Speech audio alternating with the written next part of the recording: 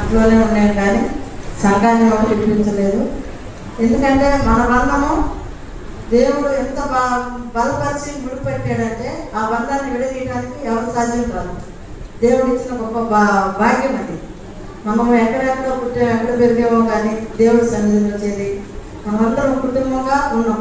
ఒక మాట అనుకున్నా చేసినా కానీ మనం ఈ కుటుంబంలో నిలబడము అన్నమాట. మనకు సంఘ కాపరులుగా ఉన్నప్పుడు మన తల్లిదండ్రులు, మనం వాళ్ళ బిడ్డలని, మనం ఏదైనా అనుకున్నా మనల్ని సరి చేసేదానికి వాళ్ళు ఉన్నారు. కాబట్టి మనకి ఫస్ట్ మాకు ఇక్కడ పరిచయమైన పాస్టర్ విజయ్ కుమార్ పాస్టర్, తర్వాత అనిల్ పాస్టర్ వచ్చాడు, తర్వాత జయ పాస్టర్ వచ్చాడు, ఇప్పుడు ప్రభయ్య పాస్టర్ వచ్చాడు. మా కళ్ళ ముందు పెరిగి సండే స్కూల్ టీచర్ కాబట్టి హరిబాబు పాస్టర్ గారు అయ్యాడు.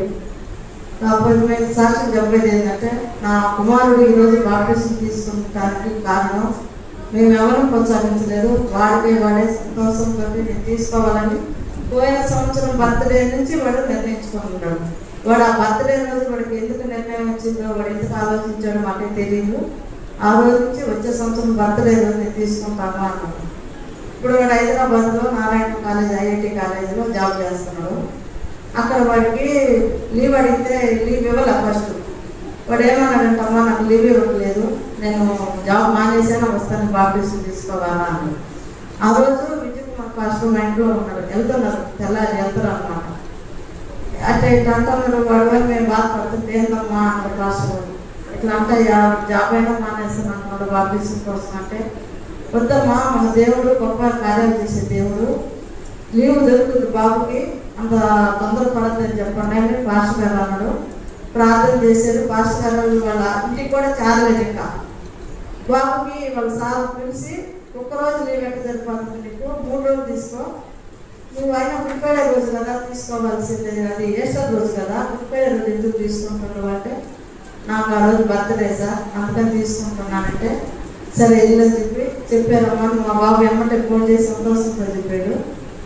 దానికన్నా ముందు నా కుమారుడు ఎంత ఎదిగాడంటే వాడు పుట్టిన 2వ రోజే వాడికి కామెలు హెడ్డాకు వచ్చి, చిన్న వయసులో హెడ్డాక్ అనేది మీకు ఎక్కడ తెలుస్తుంది అని అంటారేమో, ఆ బాబుకి నరాలు వాసిన బాబు వచ్చేసినాయి అనమాట.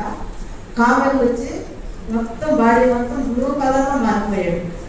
డాక్టర్లు ఆ బిడ్డ బతుకులు లాభం లేదని చెప్పారు. దానికన్నా ముందు నాకు 5 నెలలు అభాషణ అయింది.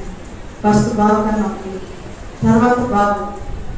నాకు అనిపించింది, నాకు తల్లి అనిపించుకుంది, రాత్రలేదేమో ఇప్పుడు పుట్టిన బిడ్డ కూడా డాక్టర్లో బతకని అంటున్నారు అని.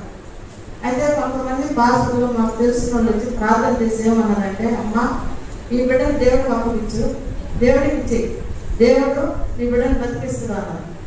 నా అంతరాత్మకు అప్పుడు దేవుడు అంటే నాకు పెద్ద తెలియకపోయినా నాకేమనిపించింది అంటే, బాగలేని బిడ్డను దేవుడికి ఇచ్చేదా, బాగా శ్రేష్టమైన బిడ్డను కదా ఇవ్వాలా అని నా మనసులో అనుకొని నేను అంట చెప్పనయ్యా, నా బిడ్డను బతికించి దేవుడి సన్నిధిలో చిన్నప్పటి నుంచి సండే స్కూల్లో పెరిగి దేవుడు నామంలో నా బిడ్డను దేవుడు ఏ రీతిగా వాడుకుంటాడో దేవుడు ఇష్టం అని నేను ఆ రోజే వాళ్ళకి చెప్పాను. ఈ రోజు కూడా దేవుడు నా బిడ్డని నేను చెప్పలేదు, సండే స్కూల్ పరిచయం చేయమని నేను చెప్పలేదు. మేము దేవుడు అంటే యూట్యూబ్లో దేవుడు వాక్యాలు కానీ పాటలు కానీ మన చర్చలో జరిగిన ప్రతి ఒక్క కార్యక్రమాలు వాడు చాలా ఇష్టంగా పెట్టుకున్నాడు, అది నేను చెప్పలేదు.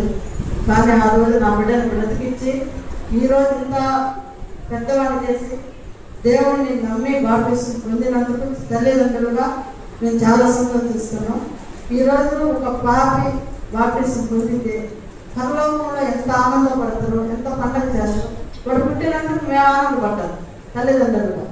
కానీ ఈరోజు వాడి జన్మదిన రోజు, దేవుడిని సిలువ వేయబడ్డ రోజు, మనమందరం చెప్పుకొని బాధపడే రోజు, దేవుడికి ఒక వాగ్దానాన్ని ఇచ్చి ఆయన సంతోషపడేలాగా నా కుమారుడు చేశాడని నేను చాలా హ్యాపీగా ఫీల్ అవుతున్నాను.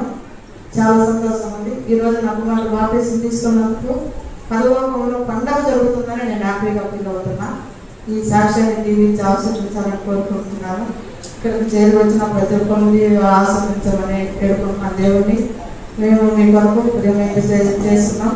వచ్చిన వాళ్ళందరూ కూడా కొద్దిగా ఆలస్యమైన సంతోషంగా ప్రేమ చేసి మా కుటుంబం కొరకు ప్రార్థించాలని కోరుకుంటున్నాను. ఆ సాక్ష్యాన్ని దీవించున్నాను. మంచిది, అద్భుతమైన సాక్ష్యం దేవుడు వారి జీవితంలో చేసినటువంటి మేలు మనం